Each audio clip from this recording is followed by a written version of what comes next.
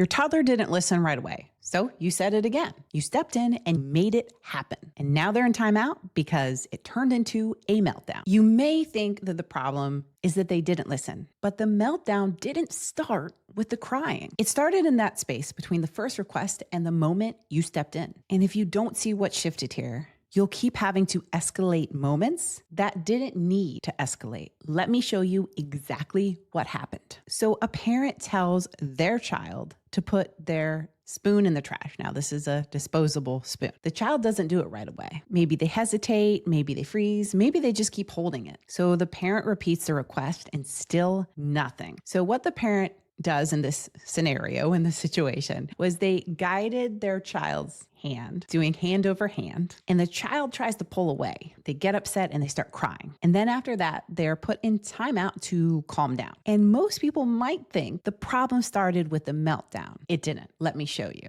If you treat this interaction behavior as defiance, you'll escalate it without meaning to. And then you're creating more meltdowns than were actually necessary, which also burns you out too. Yes, tantrums are developmentally normal, but not every hard moment needs to turn into one. Sometimes your toddler actually could have followed through if the moment had been led differently. And I'm going to show you exactly what that looks like. So in the scenario I just gave with the child being expected to throw the spoon in the trash, there are 3 beliefs quietly running moments like this, if you've ever experienced one yourself. The first one, if I say it, they should do it. The second belief, if they escalate, they're refusing. And the third belief, if they have big feelings, they need to calm down alone. Now, none of these make you a bad parent if you've been here. That makes you a parent who wants responsibilities, manners, independence, and follow through. You're trying to teach something good. But toddlers don't build independence under pressure. They build it when we lead the moment differently. So you don't build responsibility in your child by increasing pressure. This lens already feels different from what you normally hear. Hit subscribe and like the video. This is how we break patterns here. Now, have you ever felt like you've been in this situation? If you didn't identify with the first situation, maybe you will with these next 2. Cleanup. Every parent understands the struggle of cleanup. I'm right here with you on that, of a mom of twin boys. If you say, put the toy in the bin, time to clean up, they keep playing. So you repeat it. They hesitate, so you take the toy, then they scream. And have you ever put them in timeout for having a meltdown? I want us to look carefully at this sequence here. Pressure increased, control increased, and your child's nervous system increased. Then we are disciplining the emotional response that is following that. That's the loop. And here's the part that nobody tells you. The loop doesn't just frustrate your toddler, it trains escalation. When compliance only happens after pressure rises, your child waits for the pressure. First request, ignore. Second request, ignore. Tone changes, now it's serious. If compliance only happens after pressure, then pressure becomes part of the process.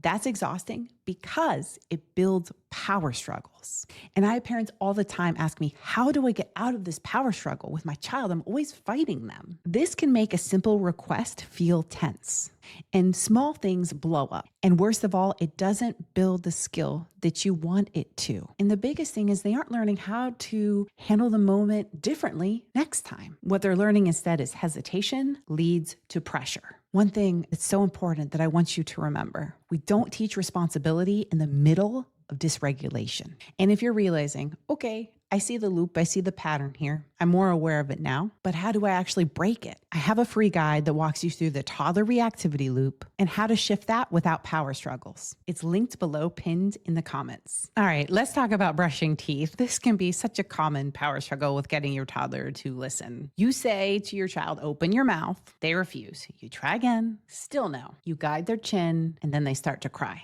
And maybe before you put them in timeout for acting a bit dramatic, you're just helping them brush their teeth. And here's the deal. You weren't trying to dominate them. You were trying to teach independence, a good cause. The issue here is not your intention. It was the expectation of instant compliance, or because they do this every night that they should be able to do it tonight. When pressure rises, emotion rises, and then we're isolating our toddlers for reacting in something like timeout. The most concise way I can put this. Sometimes we end up disciplining the emotional response we help trigger. So how do we break all of this? Here's what leading leading differently actually looks like. So leading differently does not mean lowering expectations. So if that was a concern of yours, I totally hear you. It means changing how you support the moment. So for example, instead of put the toy in the bin, you might say, let's race to the toy bin, or I'll hold the bin and you drop the toy in. You're still expecting follow through, but you're reducing friction. With the teeth, instead of open your mouth, you might say, do you want to brush first, or should I count to 5 and then help? You might say, do you want to brush first, or do you want me to brush first? That builds autonomy instantly. Or I can count to 5, then help, or do you want to do it on your own? You're giving structure. You're giving predictability. You're giving a bridge. That's scaffolding. That is a skill that teachers use in their classroom all the time. At least good teachers do. It's not removing the expectation. It's supporting the skill. So support the skill before you enforce the rule. And here's the real shift. It wasn't the timeout that escalated it. It was the assumption that compliance should have been immediate. When that didn't happen, pressure went up. And when pressure goes up, emotions go up. And then emotions can get punished, like timeout. That's why that pattern repeats. You're not wrong for wanting discipline,